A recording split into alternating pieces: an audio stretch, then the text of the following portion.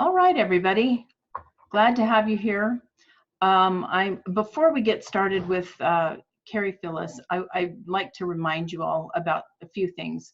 Number one is that a lot of folks have called us, the association, and said, we have good information, we have great things for your members, and we want to get it out there. So of course, we wanted to get all of this vendor help during the coronavirus out to you all. All of these folks have said, we have something for your members and we need them to know about it. So I don't want to pick anybody out necessarily, but I just want you all, you all to be aware that these things are out there. They're on our website. And then of course they went out today in our Membership Monday. We actually didn't do an alert today. It feels kind of good because what we did was we came back to what we've been doing. So it feels a little bit more like normal. We also have provisional memberships available. If you're a current member and you can't pay your dues, we certainly understand. But if you wouldn't mind contacting Dion in our office to talk about what we can or cannot do with those dues.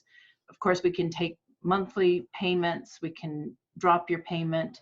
And then again, if you can't pay, we understand. There are some folks who can pay. So we're going to resume our invoicing, and it's, please don't take it as though we don't understand where you're coming from. We totally understand what's happening in your lives.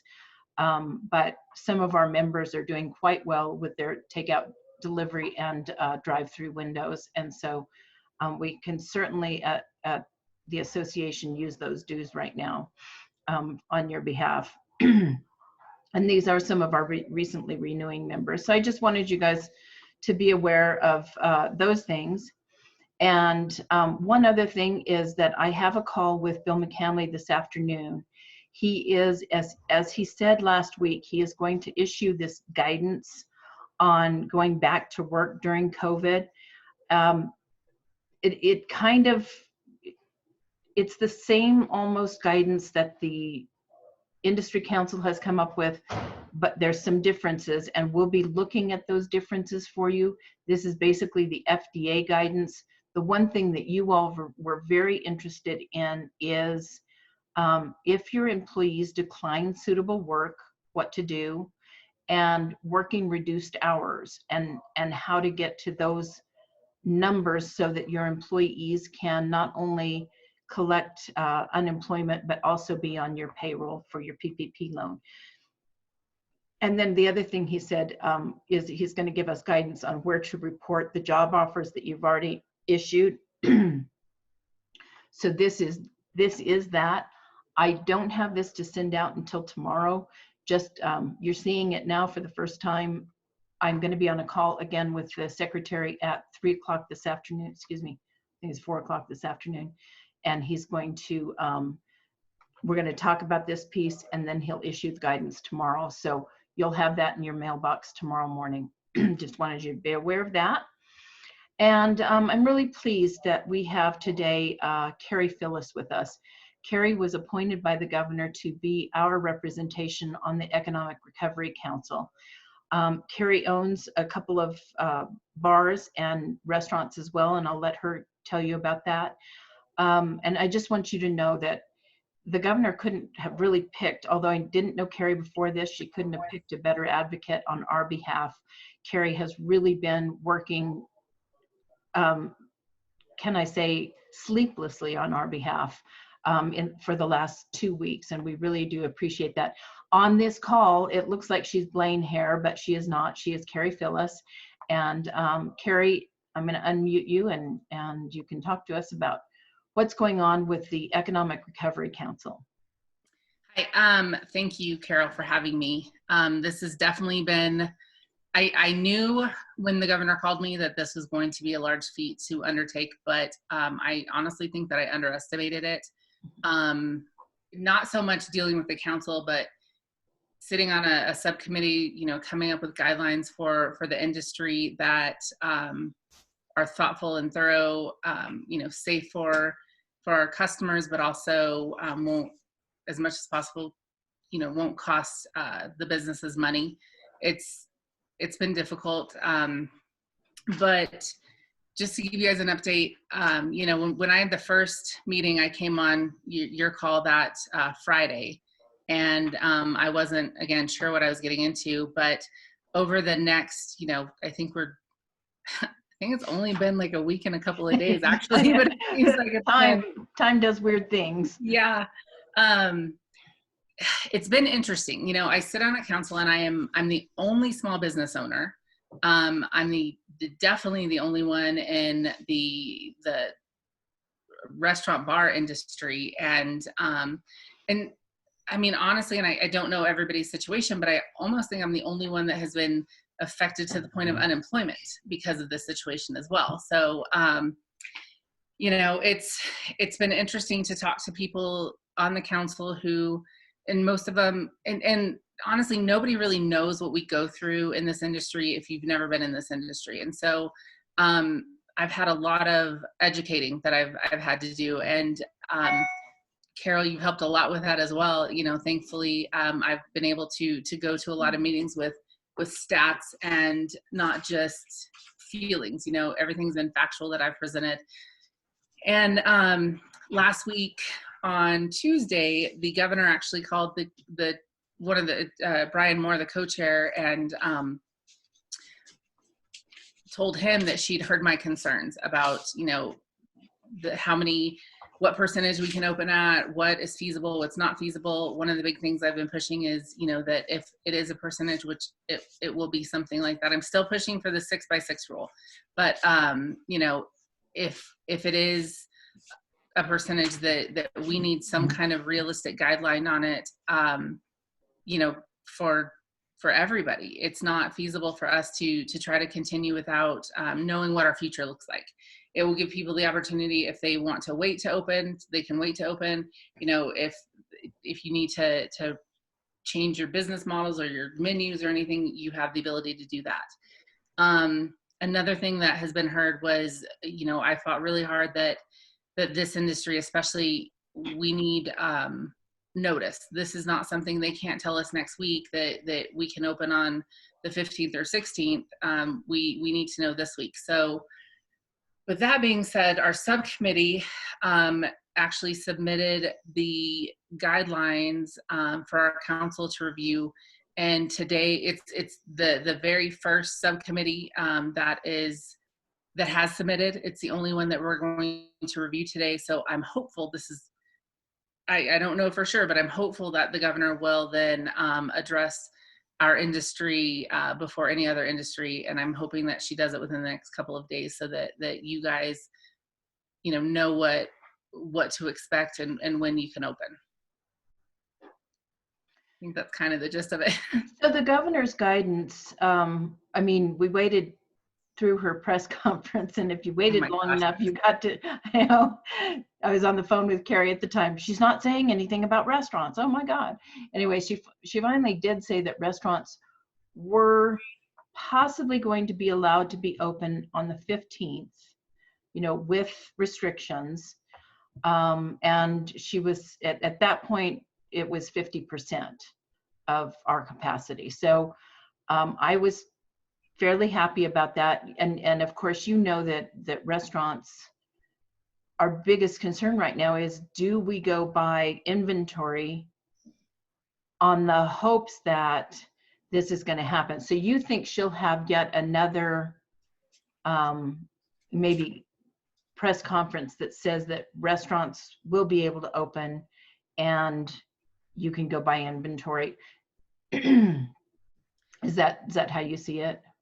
That's what I believe. I actually just did a webinar with Brian Moore, who's the co-chair of the council, and he you know, has the same sentiment or sentiment. He actually had the same discussion that we have to give notice to people. So I have a meeting this afternoon again with the council. The governor will be on that meeting as well, and I will definitely push again to make sure that something gets said. I keep asking what I'm allowed to say publicly as well, you know, because it's a difficult situation. Full disclosure, none of my places are going to get to open for quite a while.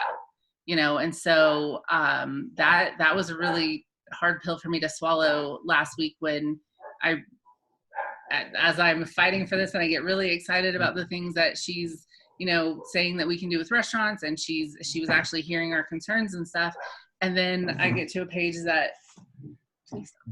sorry, I get to a page that, without saying it flat out, says that venues like mine, because they're so large and the type of venues that they are, will not be able to open for quite a while. So that was a little difficult, but my big thing now is I want to get everybody else open, show that we're, that we can all follow the guidelines and we don't have a major spike. And then hopefully I get to open sooner rather than later.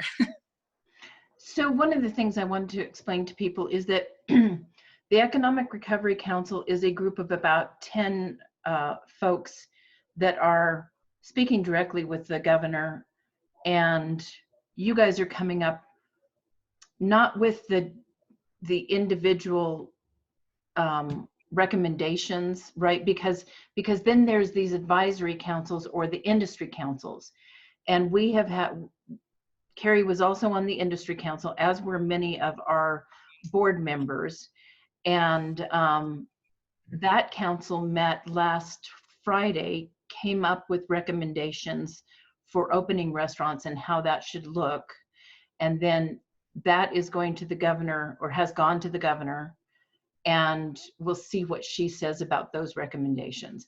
And that was put together by the New Mexico Environment Department Secretary, and again, those members of the New Mexico Restaurant Association Board, Carri, and a few others.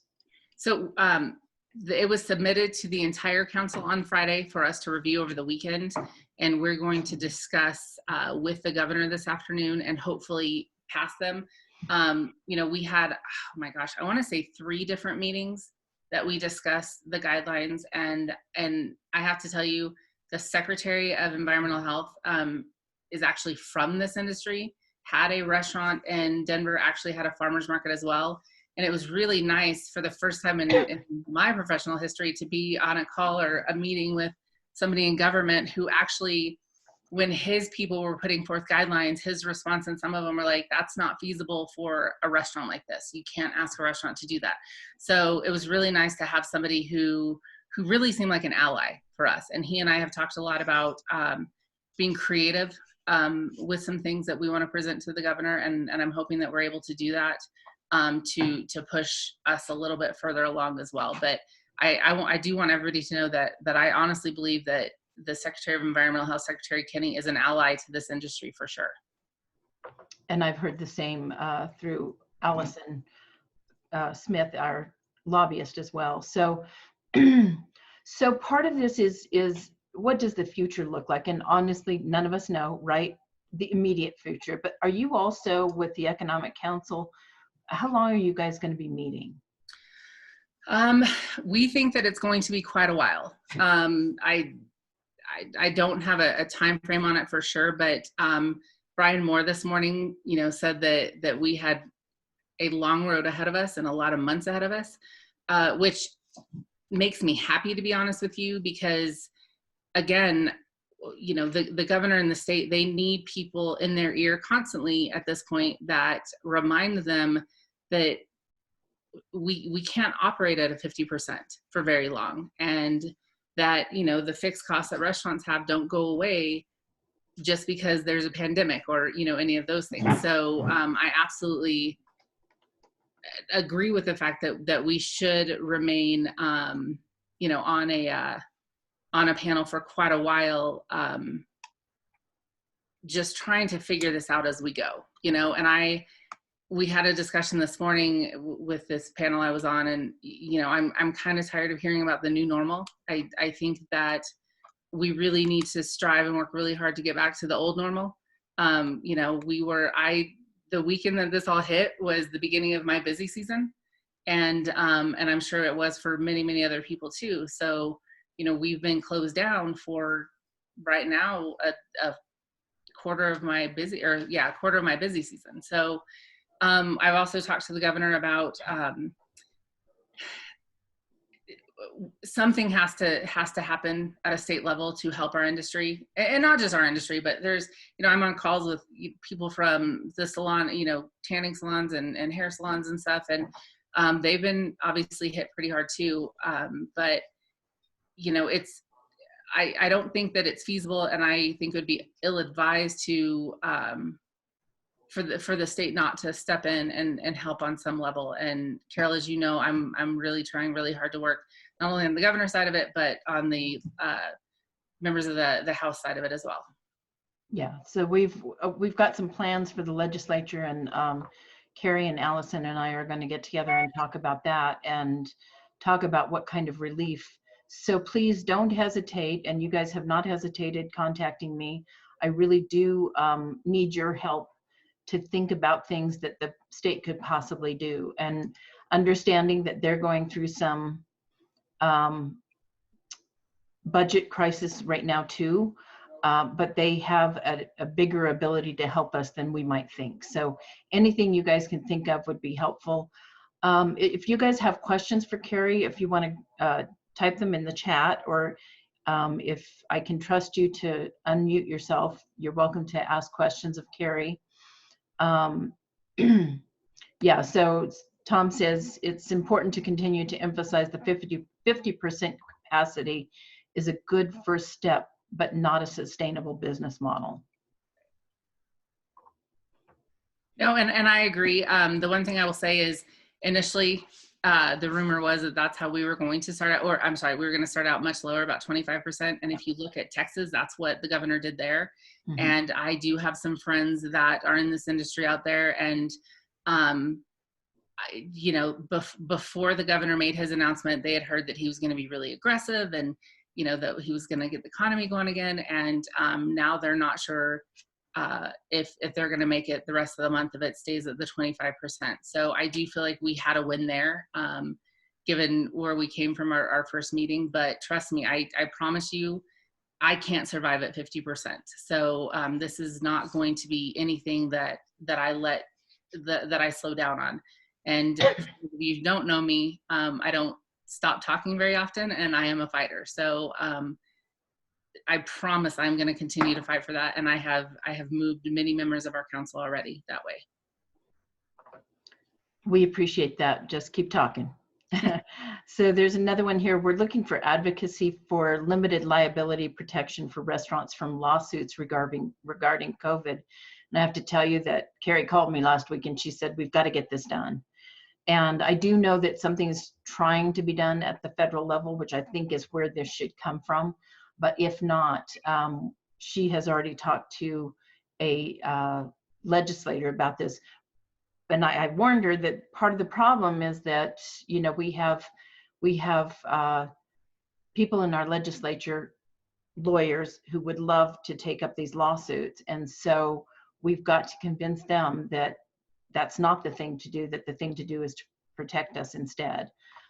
Go ahead, Carrie, you have something to say about that, I'm sure. Well, Carol, you pretty much said it wasn't going to happen given our legislature. So I called the most liberal, progressive, I call him a communist person in our legislature, and explained to him what was going on. And, I called him as a friend, not only a friend, but a constituent. I've known him for 20 years, and telling him what was going on. It was interesting to hear him for the first time talk about the economic side of it. And so he actually, in the phone call, agreed immediately that he would 100% draft the legislation and he will carry it.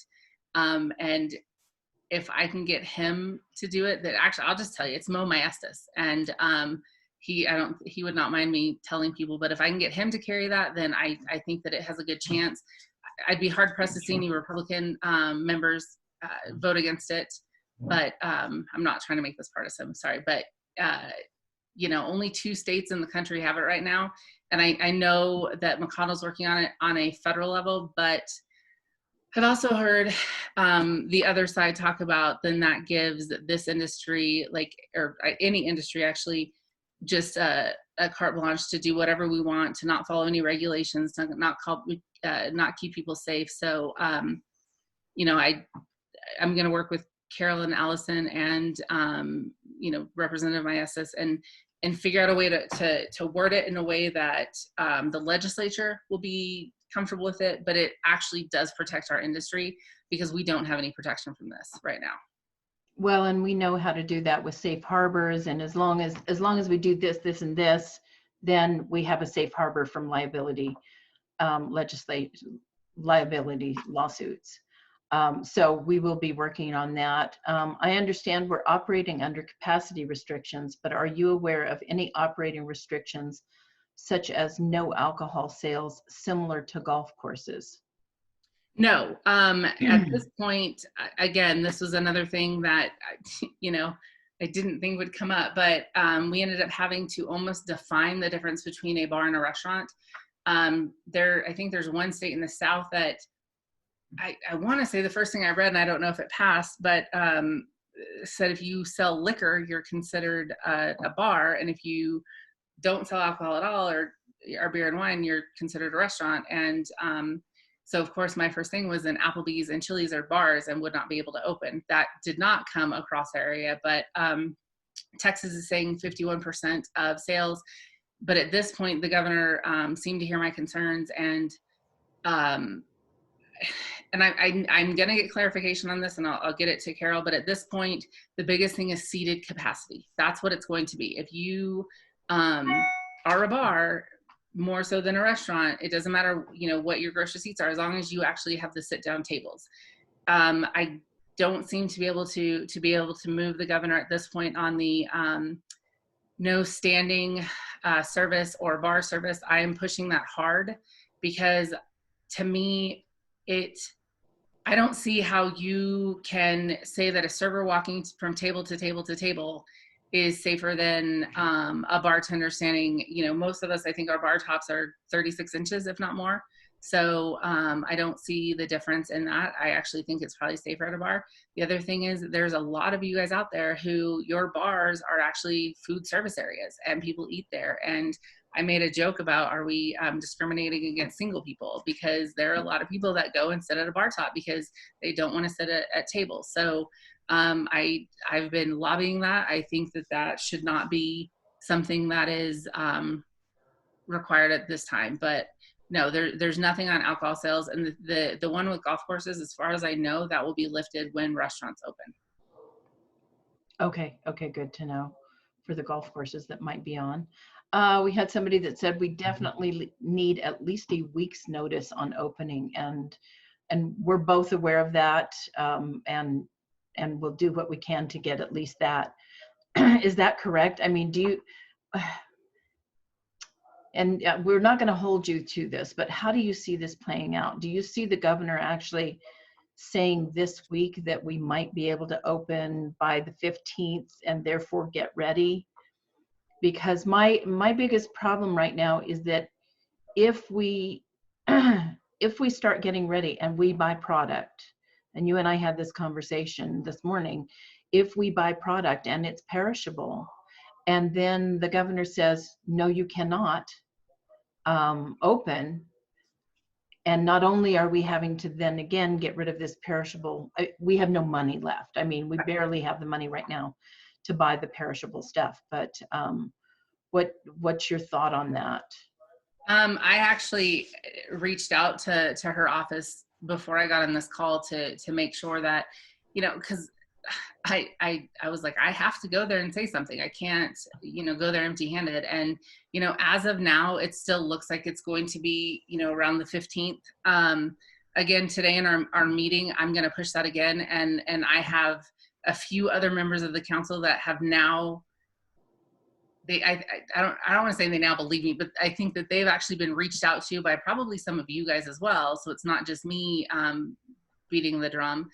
And they are all on board, that understanding that from what we can tell, and I don't want to speak, but our industry needs notice, but so do salons and stuff, because again, they have to buy products, and there's a lot of things that they have to do as well. And, to even take out buying products out of it, some of the guidelines, you guys are going to have to read them and know them and make sure that you're prepared for them. So, it's not just about product. And so that was one of my arguments the other day, was if we're going to expect people to abide by guidelines, then they need the time to make sure they can implement them before they open. And I feel like I was heard. I will push it again today, Carol, and I'm hoping that they'll tell me when the press conference is. And I'm really hoping that on the press conference she doesn't make the last thing she announces either, because that was a little painful. But that was a little painful. Make us go through that. I have a comment here. Thank you for doing this for our industry. We really do appreciate it, Carrie. And again, I know you've had some sleepless nights and you've been working this constant. And so I appreciate it. And question here, is there any discussion regarding state support against the insurance industry not inclined to give business interruption insurance? I've had a few conversations about that. Full disclosure, being in the side of the business that I am, I pay a lot in insurance, a lot. And not for me not to be able to push that off has definitely been very difficult. Definitely. My attorney actually happens to be the former, I don't know if it was superintendent of insurance or what they're called. So he and I have had that discussion, and he is working kind of behind the scenes to see what can be done about it, because I use, again, myself as an example. And, I was like, I might let my insurance lapse. I mean, I don't want to, but if I am one of those people that doesn't get to open for quite a while, any money that I've received will all go to that, and that leaves me nothing to open. So that is definitely on my radar for sure. And again, as I hear anything, I will keep you guys posted. And I think there's federal things that are going on about the business interruption insurance.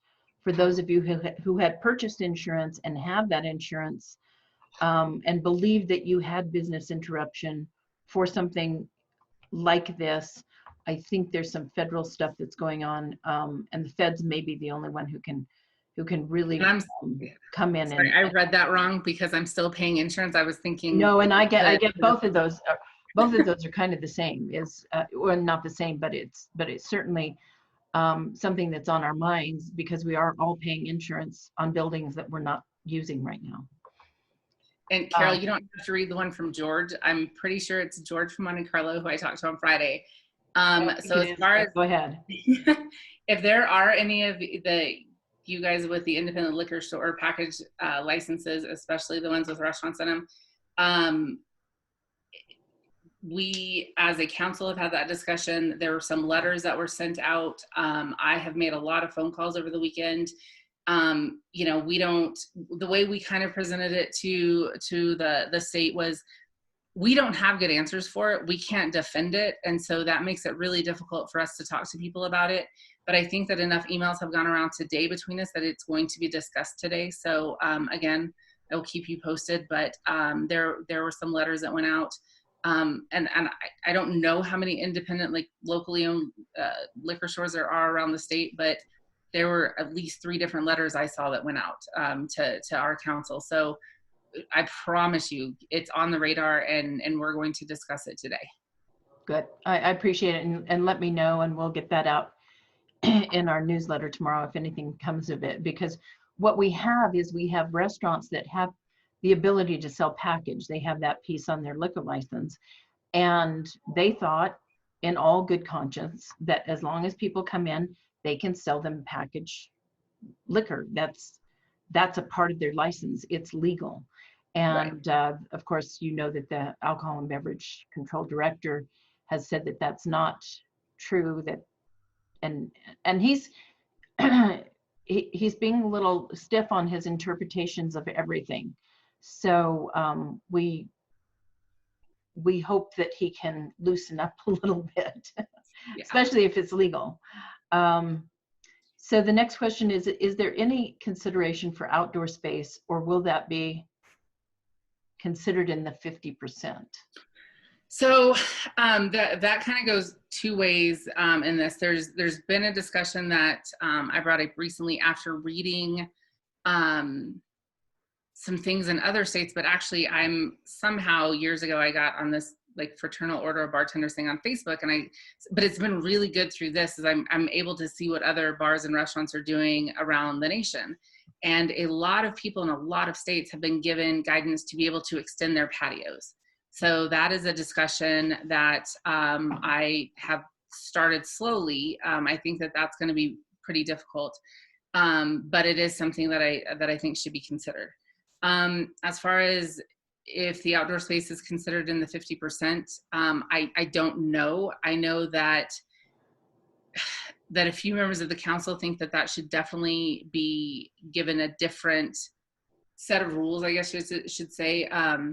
So that is one of the questions that is going to be asked today, because there are a lot of places with, with large patios that have the ability to space. You'll still have to space people, but I am going to try very hard, to make the outdoor space, given the fact that, there is, you're outdoors, and, it's. Well, and the argument for that is it's your fire code, which is your indoor space, right? That's the capacity that we're looking at, is your indoor space. And if people can expand to their outdoor space, we're hoping that that's the case. And anything you can do about that is helpful. One thing, I do know that the Environment Department to some degree limits your outdoor space, and I can't remember if that's because of being allowed to bring your dogs and pets. And by the way, in all of this COVID stuff, you cannot bring your pets. You can bring other your service animals, but you cannot bring pets to a restaurant, period, end of story. Everything in this that we're coming up with and reading does not allow for pets on patios. So, but so that's something to bring up to Secretary Kinney, because I do believe that a lot of those rules come from the Environment Department. And again, he's an ally, and I think that he will hear it out, and if he can, he will do what he can. I honestly believe that. Thank you. So another one, what about eating at counters like Duran's Pharmacy, the Owl Cafe, or 66 Diner? So that is one of the reasons that I'm fighting for this not to be a rule, the sitting at the bar rule, because like I said, there are a lot of places that their bar is where people eat. It is a food service counter. So I've not given up that fight yet. I'm going to, try again today. I'm glad you actually named those 3 places, because I will use them in my argument today about the people that sit there. One of the things with walk-up service is, I actually asked the question and haven't gotten an answer. I know that we have Dion's, I think they're part of the organization, and they have walk-up service. So that was another thing that I was, is that determined in there too? Because if they can do it, so can everybody else.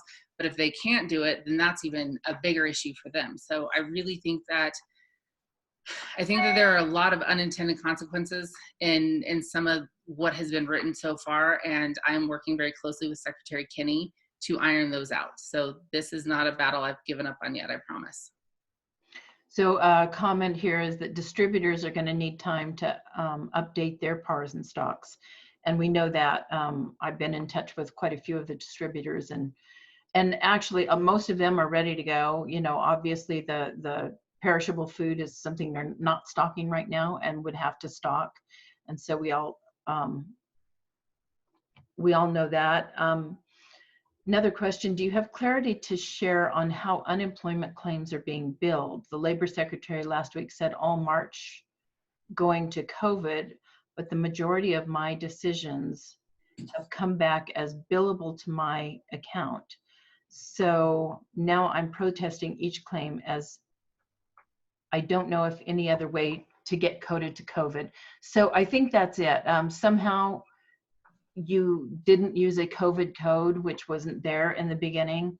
And now he's saying that as long as your paperwork comes back as COVID, they should recode that to COVID. And I think for the most part, they're coding everything COVID right now. I can't even imagine in this industry why they would code anything differently, unless you had somebody you had to fire. I was actually at my doctor's office getting x-rays today, and they said they had to fire one of their cleaning people because they were stealing toilet paper. Sorry, it's an aside, but you know, that's one of those cases where it's not clearly COVID related, but you're firing them for stealing. Where are we on the idea of opening county by county, depending on the extent of the virus? Are you hearing anything about that? Yes. So the governor's decided not to actually do like county by county, but the northwest area of the state. And Carol, I'll send you the map that I have that shows what it is if you don't have it. But it is like, I think McKinley County, San Juan County, and I think it's part of the yellow on there too. But the areas who have tested very, very high and seem to be doubling daily, as of now, they will not be opening. That has been, you know, we didn't know that going into our press conference the other day, but the discussion has happened. And, you know, I think that one of the concerns is opening up an area that has such a high rate of transmission. The goal is to have, you know, kind of a one-to-one rate of transmission at this point. We're at, as of the other day, I think we're at 1.24. So, you know, we're dropping, because when this whole thing first started, I want to say we were like at 1.27, or one person infected 2.7 people. Now it's one person infects 1.24 people. And I don't want to misquote, but I want to say in that corner, it's like one person infects 2.5 people. So the rate of transmission, I think that the governor definitely, we need to be careful. You know, we don't want to discriminate against anybody, but we also don't want to have the entire state start having that doubling every day situation. The mayor of McKinley County, you know, called last week and asked the governor to use, I think she's using, it's called the Riot Control Act, to implement in Gallup, because again, the rate of transmission is just overwhelming there, and their hospitals are completely overrun at this point. So we're not doing county by county, but there is going to be a different protocol, at least for the northwest side of the state, which, you know, I don't want to offend anybody that might be on here, but I do think at this point it's the best thing for the rest of the state at this point. So what do you see as additional probable requirements when we open, other than 50% occupancy? For example, masks for staff. If so, what type of masks, and will the temperature checks be required of staff or guests? And then again, the patio question, but I know you guys came up with recommendations. I don't think we're going to be taking guests' temperatures, right? No, as I don't think that that's feasible at this point. That off a quick thought, I don't think that's what we put in there. Again, it's just not feasible. I do believe that we are going to require staff's temperature taken. Please don't quote me on that. I will reread the guidelines again that we're putting forward again. So sanitation is a huge one. There's some things that we've talked about, that not all the sanitizers, you know, kill COVID-19, which obviously is a huge issue. So those are being looked at, and they're working with the EPA and FDA on that to give exact sanitary guidelines for that. There are some things implemented, and it is going to be the mask, it's going to be the gloves, it's, you know, things like that. Honestly, when I read it, most of the things that we're asking from everyone, you're already doing it. You know, we already have hand washing guidelines. We already have sanitation guidelines. There will be a little more sanitation required. But again, it was really nice to be on a call with somebody, you know, the secretary who's been in this industry, who very quickly said, you know, some of the guidelines that his government employees were sending down were not realistic for our industry. So again, that's the first member of government that I've ever really dealt with on that level who had an understanding for any industry, but especially our industry. So as soon as I can get them to Carol, I will get them. I'm hoping that the governor will allow us to give a heads up a little bit on some of it, before she actually sends down her recommendations. Just because, again, I think that you guys need plenty of time to make sure that you have everything that's needed. So we have seen those guidelines. Carri shared those with me, and I just want to say, yes, masks are required for employees, and so are gloves. And again, we've had this conversation about gloves versus hand washing. We all know that hand washing is important, and that's probably the best thing we can do, but customers really feel more comfortable if you have on gloves. And so that's part of it. And so I want you all to be aware of that. One of the things that you can go to is, as soon as we put out this guidance from, and we will do this tomorrow, from the Department of Workforce Development, you can go here to this restaurant guideline, and it's the FDA Food Safety During Emergencies Best Practices. And a lot of the same things. So this is going to be, we're going to have to follow this guidance, because this is what the Workforce Development Office is telling us. And basically, this is what's going to keep us from having those employees sue us. So as long as you're doing these things, you kind of keep yourself in a safe harbor for employee lawsuits. So keep this in mind. And these are all the personal hygiene, managing operations, frequently cleaning and disinfect surfaces, cook foods, and we all know a lot of this. Anyway, again, this will come out tomorrow in our newsletter, and I think this is going to help you start those processes. I don't think there's a whole lot more that the state is coming with that's too different from this. I think they're, again, the hand washing, the glove wearing is probably different from that, but that is something the state is saying they're going to do. So, Carrie, there's a Facebook group called Coronavirus in the Food and Beverage Industry. That is a national group with some good info about what restaurants are doing in other states. And just so you guys know, I'm in contact with the other 50 state restaurant association directors, and we are sharing information constantly about what each state is doing. Two of the states that have already opened, Alaska and Georgia, have shared with us their information. And of course, both of them were a little upset at their governors because they opened them up almost too fast. And people didn't get the information first. So it was very difficult for them to get open.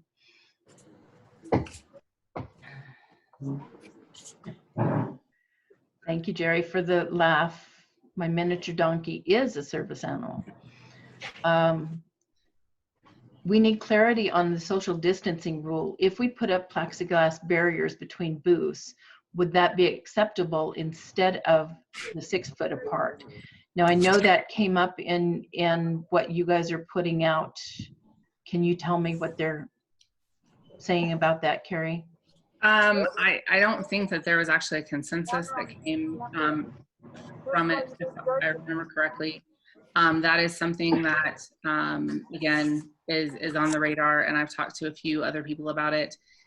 It's, I don't know the answer for you yet. Again, I'll let you know as soon as I know something. There were a few things that were on there, and a couple of subcommittees I'm in that just kind of were not real sure about, but that actually came, the plexiglass barrier came up in the salon conversation too. So it's not just our industry that is concerned about that. So that is, again, a question that will be discussed today by the council, and Carol, as soon as I know, I'll let you know. I think we already answered that. Border counties, especially Doña Ana next to El Paso, are slower opening than surrounding states, will cause people to cross the border and potentially bring COVID back with them. You know, honestly, they're under the governor's current orders, they're supposed to, if you cross the border, you're supposed to quarantine for 14 days. So, I mean, thoughts about that, Carrie, or is that just a comment from No, I Jerry? mean, that definitely, that was said in our meeting on Friday, about the concern, because, in the guidelines that are actually written, it says that if you fly in by airplane, you have to quarantine for 14 days. Because that is a lot easier to track than somebody driving across the border. Jerry, it sucks. I mean, that's honestly the only thing I can say. You're right. I mean, Texas is opening sooner than us, Texas, but they're also opening at 25%.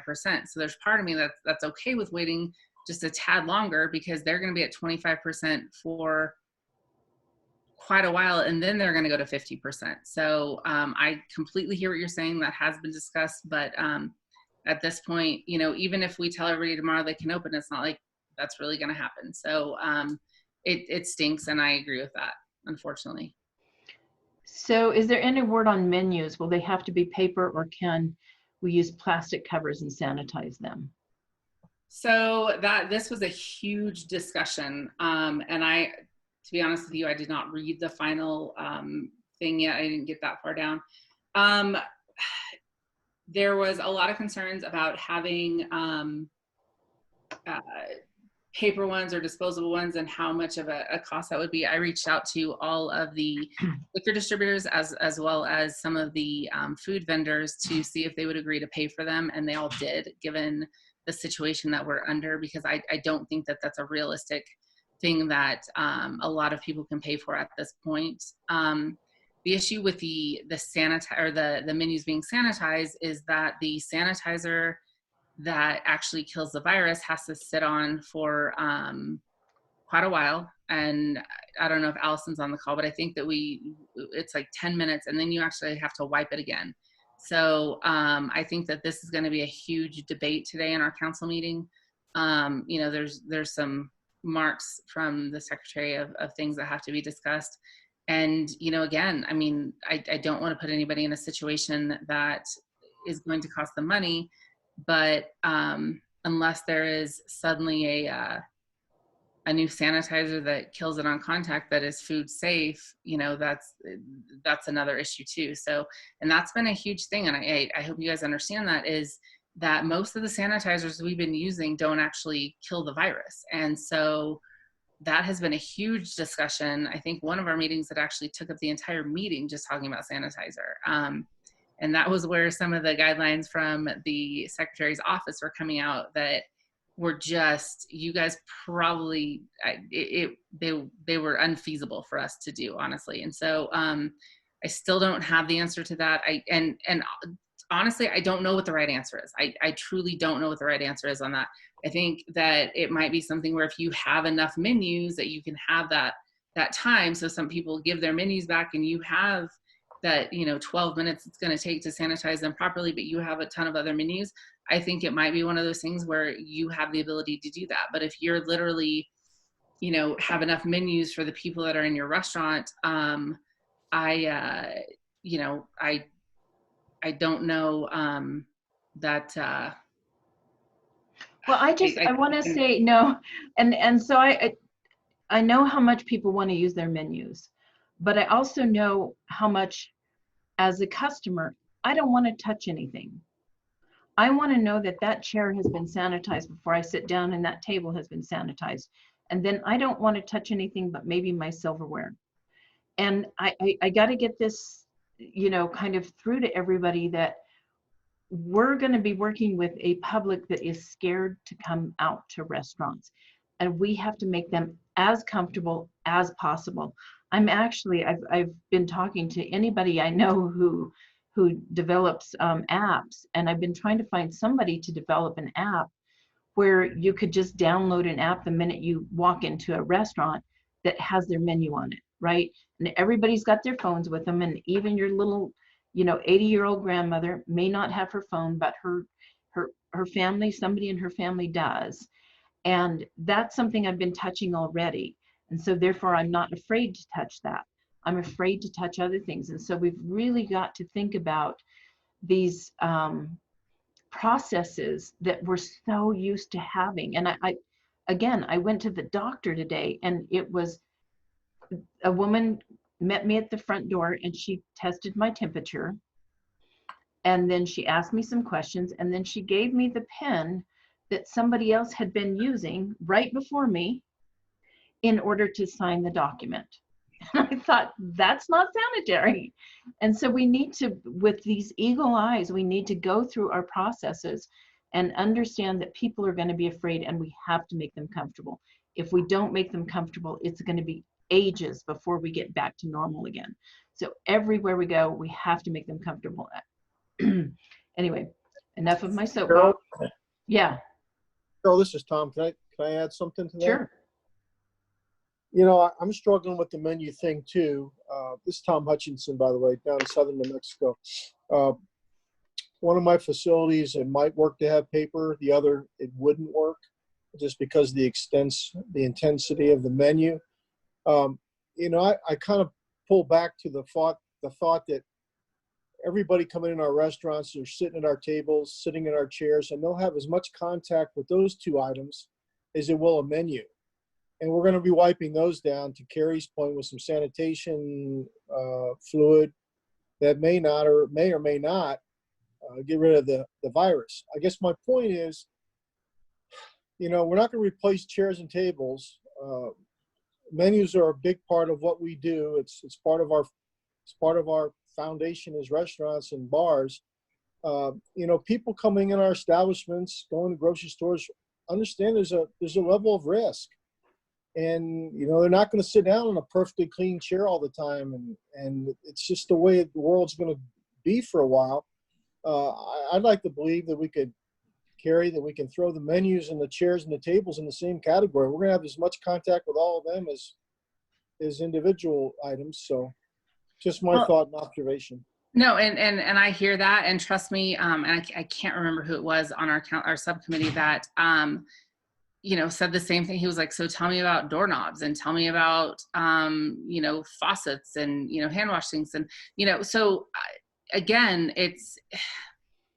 I don't know what the right answer is on any of this. I think that we're all going to have to do the best that we possibly can. You know, I see that somebody said something about running through commercial dishwashers. Well, unfortunately, you know, the FDA, and I can't remember, maybe Allison might remember, but they're actually saying that you might need to run things through, or sit them in bleach first before you run them through a dishwasher as well. So here's the biggest problem that I think that we all kind of got from our subcommittee meeting is nobody knows. The FDA doesn't have the right answers yet. EPA doesn't have the right answers yet. So I think that a lot of these things at this point we're going to give our best guidelines possible to you guys, and you're going to have to make the best decision possible for you, because I think we all agree we cannot send down guidelines that the FDA and EPA are not 100% sure about. So,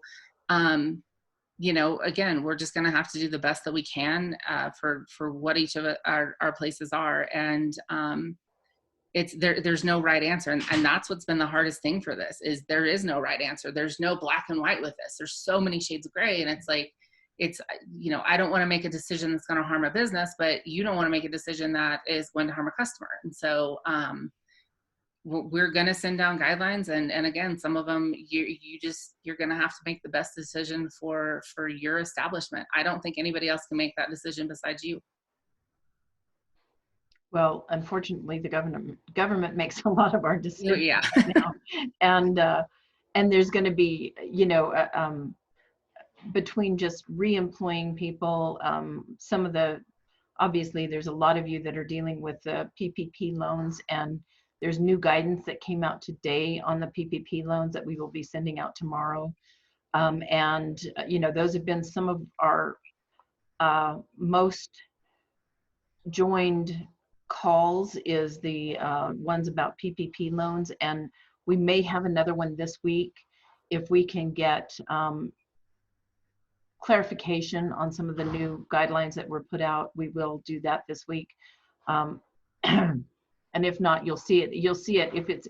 If it's clear and you don't need help with it, we will send it out. If you need help with it, we'll have a phone call about it. Our other phone calls this week, Wednesday, we have a call with a realtor who is going to talk to us about, you know, what we want to do for our hopes and dreams, and then what's the reality coming up. So that's on Wednesday at 3, and then at 1:30 on Friday, the mayor of Albuquerque has said that he would come on and talk to our Albuquerque members. So those of you who are on this from Albuquerque, please don't miss that. He's going to talk to us about some of the things that he's doing, and hopefully hear from us what we believe he should be doing in Albuquerque to keep us all safe, as well as get us open. If there's, Carrie, I'll let you have the last word, and thank you all for being on. Thank you all for taking your time today to be with us. We really appreciate it. And if you have suggestions for things that you need to know and you think we could help with in one of these calls, or just an email me at executive@nmrestaurants.org, and I'd be glad to answer your questions. Carrie? You know, I appreciate your trust in this, Carol. I know that it was probably difficult, especially not knowing me when you first saw my name, but I promise you, I am working my tail off to make sure that we make some of the best decisions we can for this industry. This is the industry I've been in for 10 years, you know, and somebody on a webinar I was on earlier today, one of the questions was, how serious am I taking being on this committee? And, you know, I'm out of a job right now. I have no income. I'm paying bills that, you know, I really can't afford to pay at this point, but I don't have a choice. I've spent hours on the phone with somebody at Workforce Solutions to make sure every one of my, you know, staff members is on unemployment. And, you know, this is my livelihood. I don't want to do anything else. This is what I love to do. I love this industry, as crazy as people can be. But everything that I'm working on affects me personally. I'm not, you know, somebody that's outside of this. And so I really hope that you guys know that about me. And, you know, Carol, you've been really good. I know that you have fielded a lot of calls and stuff, but I mean, if you guys want to call or talk to me personally or email me, don't hesitate. I'll hear you out. If you have concerns that you feel like have not been addressed, please call me, because we don't know everything. And, you know, that's the truth of the matter. I, you know, reached out to Carol, and I talked to her more than I talked to any other human at this point. And so, you know, we're trying the best that we can. And I promise you, I'm fighting this battle as hard as I possibly can. And it's not going to stop just because we get open at 50%. I will stay on the council as long as I can. And, you know, I will stay in the governor's ear as long as I can. So please know that I promise you, I'm fighting as hard as I can for all of us. Well, we certainly appreciate it. And you have at least one vote for governor here. So thanks so much, Carrie, for being on. Thank you all for being here. We will talk to you on Wednesday. Thank you very much. Bye.